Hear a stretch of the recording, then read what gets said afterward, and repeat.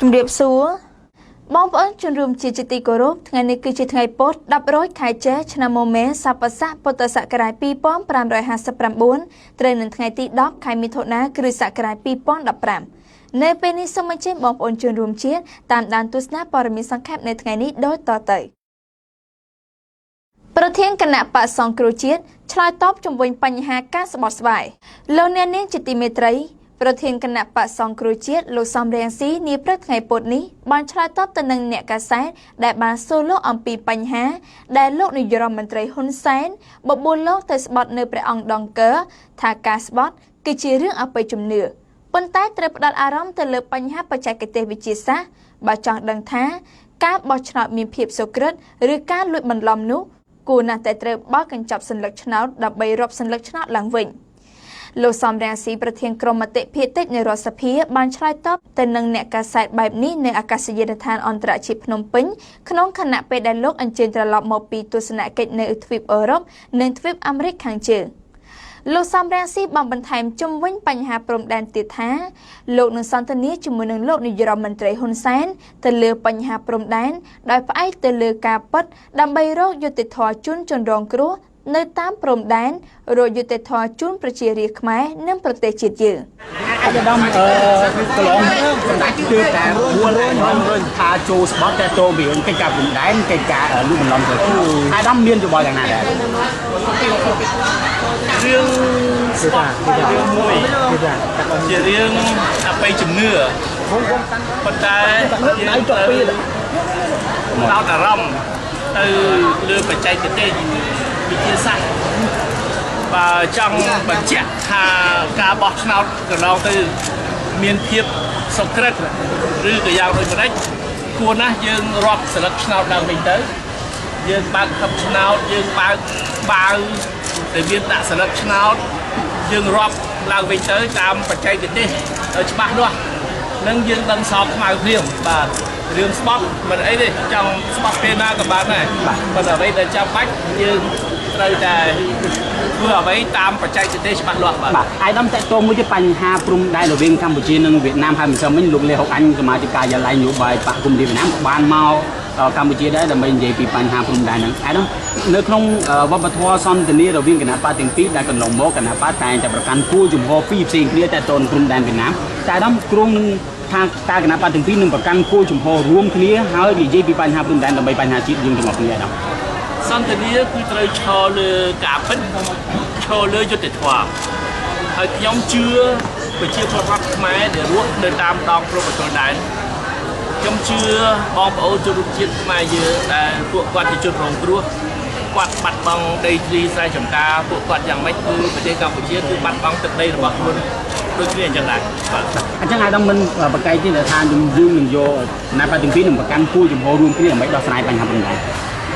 ជជែកគ្នាត្រឹមត្រូវណាស់ប៉ុន្តែដូចខ្ញុំនិយាយឲ្យបាញ់មិញត្រូវតែឈរលើការពិតហើយត្រូវតែស្វែងរកយុត្តិធម៌ជូនជនរងគ្រោះនិងជូនប្រជារាស្ត្រខ្មែរទាំងមូលបាទសូមបញ្ជាក់ថាលោកសំរងស៊ីបានធ្វើដំណើរទស្សនកិច្ចទៅទ្វីបអឺរ៉ុបនិងទ្វីបអាមេរិកខាងជើងកាលពីថ្ងៃទី4ខែឧសភាឆ្នាំ2015ហើយលោកបានត្រឡប់មកដល់ប្រទេសកម្ពុជាវិញនាព្រឹកថ្ងៃពុធនេះលោកសំរងស៊ីប្រធានគណៈបក្សសង្គ្រោះជាតិបានបញ្ជាក់នៅលើទំព័រ Facebook ផ្ទាល់ខ្លួនរបស់លោកថាលោកនឹងទៅគោរពវិញ្ញាណក្ខន្ធលោកជាស៊ីមនាព្រឹកថ្ងៃប្រហ័សទី11ខែមិថុនាឆ្នាំ2015ស្អែកនេះវេលាម៉ោង 9:15 នាទីព្រឹកក្រុមនិស្សិតក្រុងជួបជុំគ្នានៅទីលានប្រជាធិបតេយ្យទាមទាររកដំណោះស្រាយបញ្ហាព្រំដែនតាមការចុះផ្សាយរបស់គេហទំព័រអាស៊ីសេរីបានដឹងថាសមាជិកក្រុមប្រឹក្សាឃ្លាំមើលកម្ពុជានិងក្រុមនិស្សិតបញ្ញវន្តកម្ពុជាក្រុងជួបប្រជុំគ្នានៅទីលានប្រជាធិបតេយ្យនៅថ្ងៃអាទិត្យទី14ខែមិថុនាចុងសប្តាហ៍នេះដើម្បីបង្ហាញដល់សាធារណជនពីលទ្ធផលនៃការចុះស្រាវជ្រាវពីបញ្ហាព្រំដែនកម្ពុជាវៀតណាមក្នុងឃុំជាំស្រុកមេមត់ខេត្តត្បូងឃ្មុំលើពីនេះពួកគេនឹងនាំគ្នាហែងញាត់ទាមទារឲ្យមានការយកចិត្តទុកដាក់ដល់បញ្ហាព្រំដែនទៅទូលព្រះមហាក្សត្រដាក់ទៅខុទ្ទកាល័យនាយករដ្ឋមន្ត្រីរដ្ឋសភានិងប្រធានក្រុមមតិភាគតិចនៃរដ្ឋសភា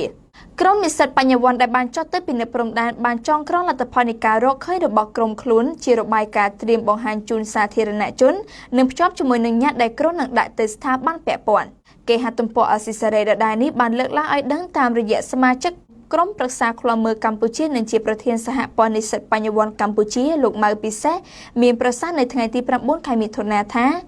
ក្រុមរបស់លោកបានជូនដំណឹងទៅសាលារដ្ឋាភិបាលភ្នំពេញពីការជួបប្រជុំនៅទីលានប្រជាធិបតេយ្យ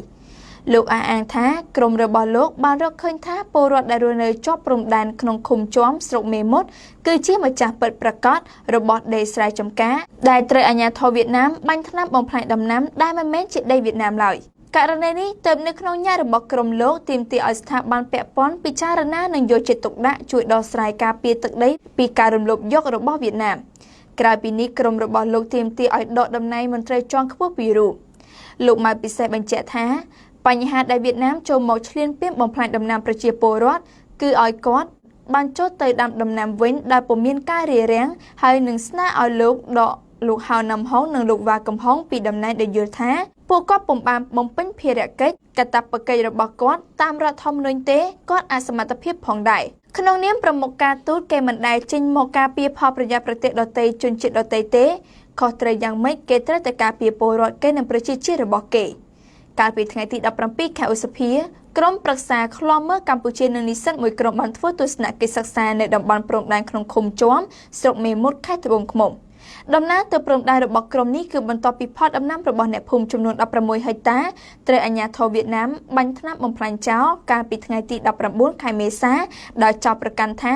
ពួកគេបានឆ្លងចូលទៅធ្វើស្រែចម្ការក្នុងទឹកដីវៀតណាមភ្លាមៗនោះប្រមុខការទូតកម្ពុជាលោកឧបនាយករដ្ឋមន្ត្រីហៅណាំហុងបានថ្លែងការណ៍ថាអ្នកភូមិពិតជាបានបង្កបង្កើនផលលើដីវៀតណាម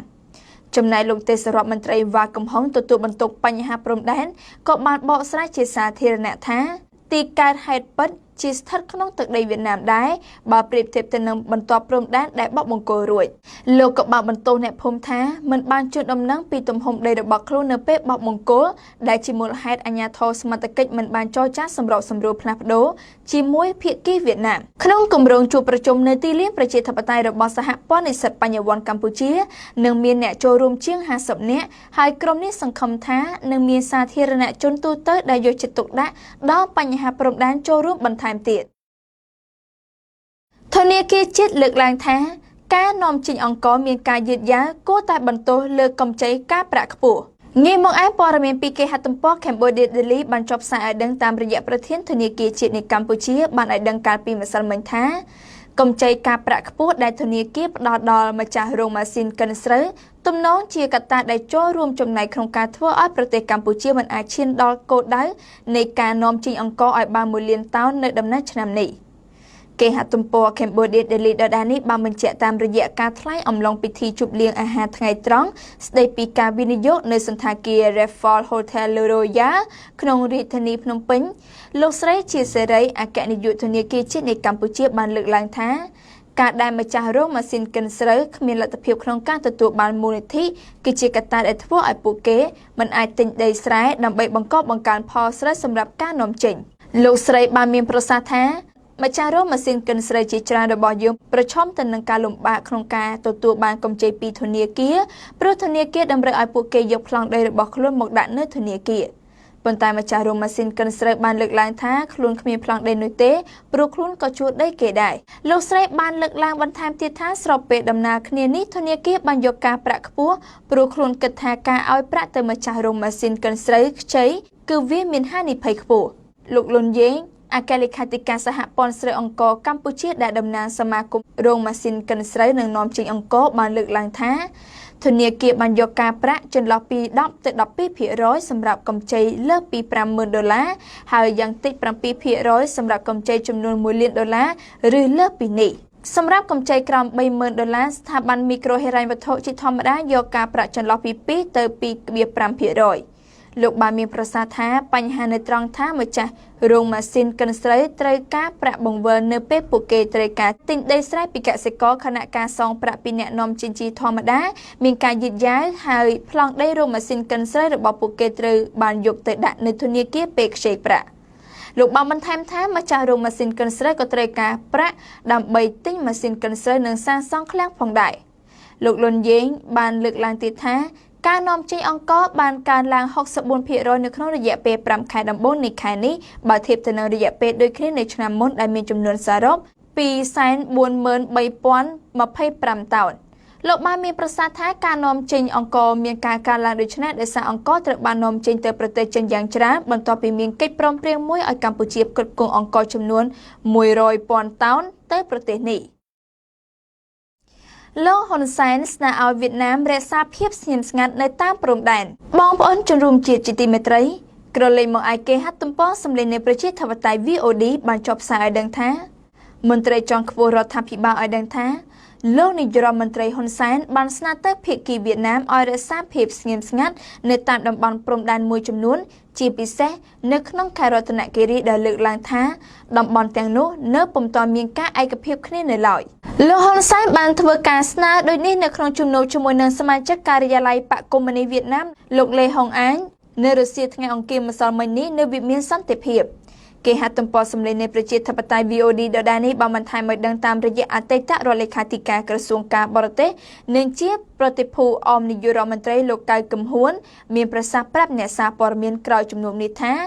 ភាគីវៀតណាមបានយល់ព្រមតាមសំណើរបស់លោកនាយរដ្ឋមន្ត្រីក្នុងការរក្សាភាពស្ងៀមស្ងាត់នៅតាមតំបន់ដែលប្រទេសទាំងពីរពុំទាន់បានឯកភាពនេះផងដែរគួរបញ្ជាក់ថា